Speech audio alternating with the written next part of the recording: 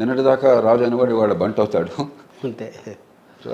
ఓడలు బళ్ళు అవుతాయి, బళ్ళు ఓడలు అవుతాయి. అంటే ఈ ప్రజాస్వామ్యంలో చాలా జవజీవాలు ఉన్నాయి, లోపాలు ఉన్నాయి. నా అంత గట్టిగా లోపాలు చెప్పిన వాడు ఇంకొకడు లేడు.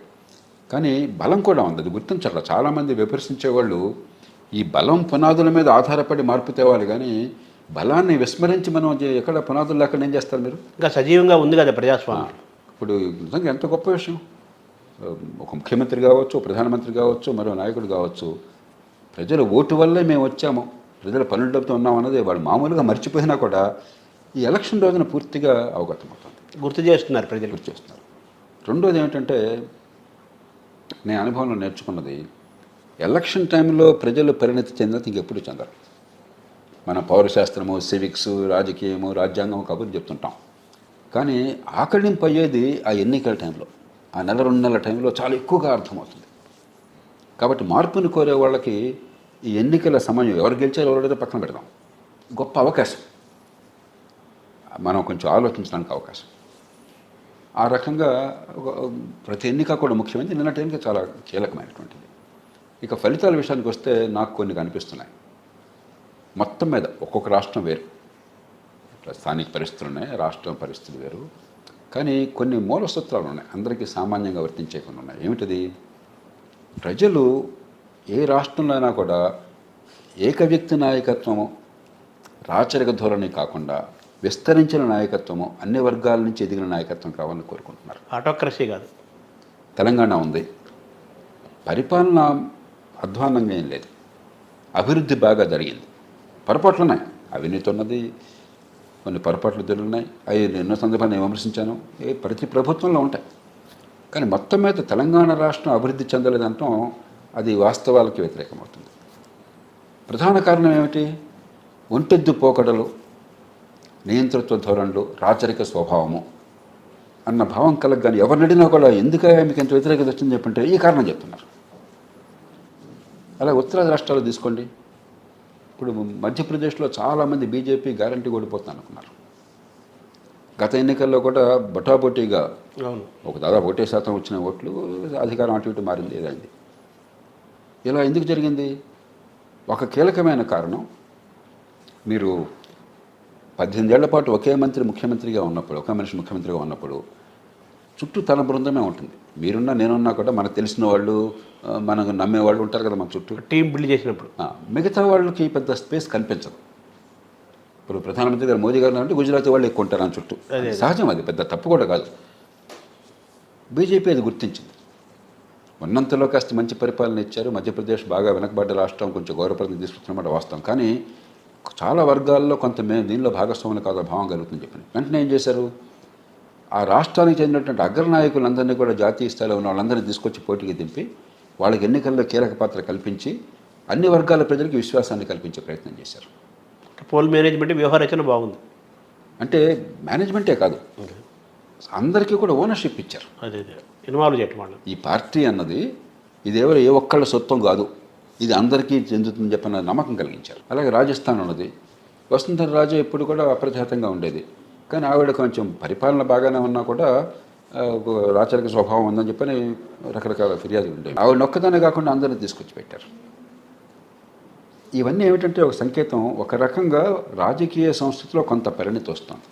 ఒక వ్యక్తి చుట్టూ, కుటుంబం చుట్టూనే కాకుండా అన్ని వర్గాలకి ప్రాతినిధ్యము, సామర్థ్యాన్ని బట్టి ఎదిగే అవకాశం ఉంటేనే ప్రజలు ఆదరిస్తారని చెప్పన్నది ఈ ఎన్నికలో బాగా రుజువైంది. నా దృష్టిలో అది చాలామంది దాన్ని పెద్దగా పట్టించుకోవాలి.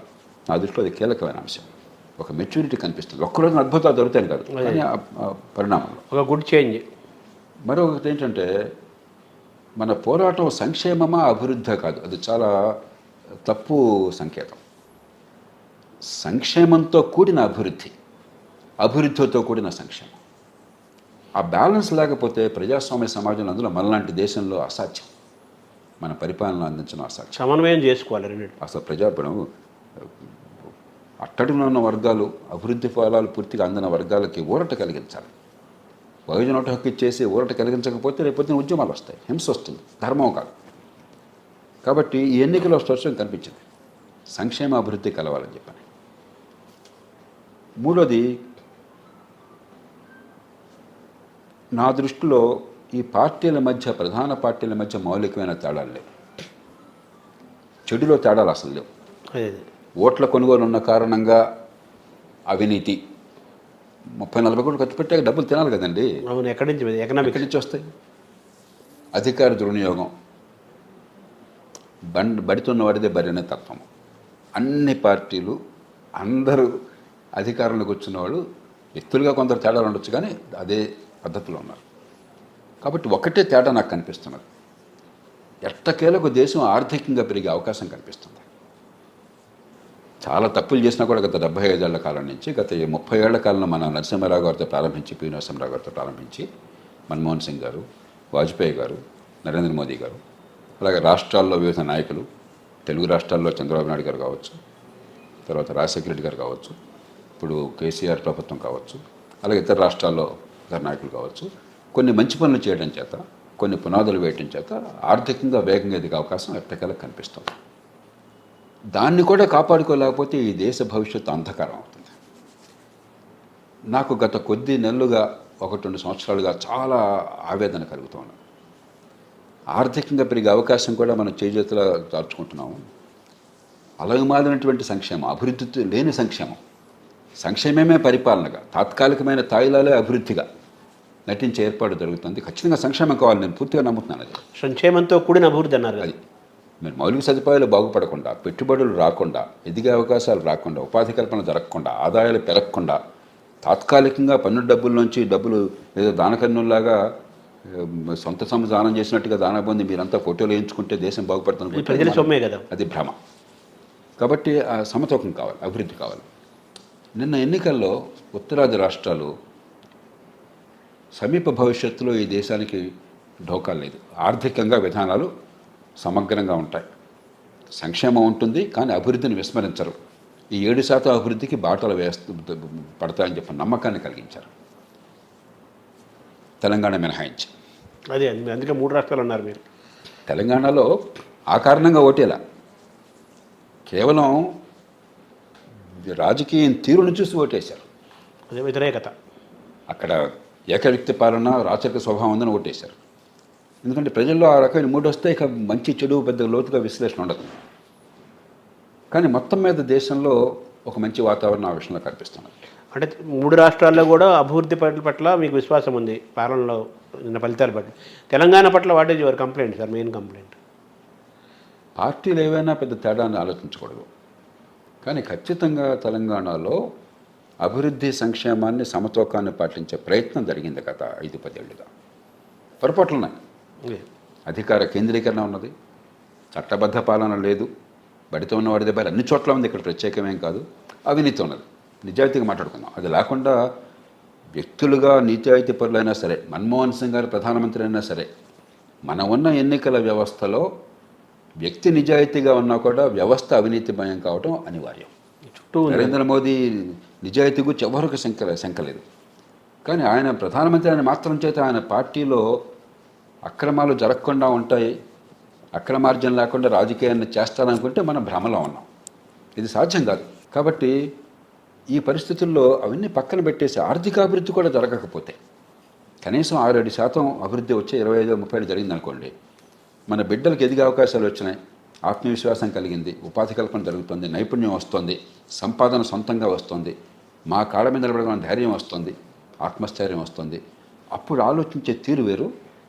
అవును, రేపొద్దున నాకు తిండి ఎక్కడ, రేపొద్దున బతికేది ఎక్కడ అంటే ఆలోచించే తీరు వేరు. కాబట్టి ఆర్థిక ప్రగతి ఈవేళ అతి కీలకమైన అంశం నా దృష్టిలో. ఏ పార్టీలు ఆర్థిక ప్రగతికి అనుకూలంగా మరి ఎజెండా రూపొందించుకుని పనిచేస్తాయో వాళ్ళు దేశానికి మంచి పని చేస్తారు, రాష్ట్రాలకు మంచి పని చేస్తారు. ఏ పార్టీలు దాన్ని విస్మరించి తాయిలాలే పరిపాలనగా భావిస్తాయో, సంక్షేమం కావాలి మళ్ళీ చెప్తున్నాను, కానీ సంక్షేమమే పాలన అనుకుంటే చాలా ప్రమాదకరం.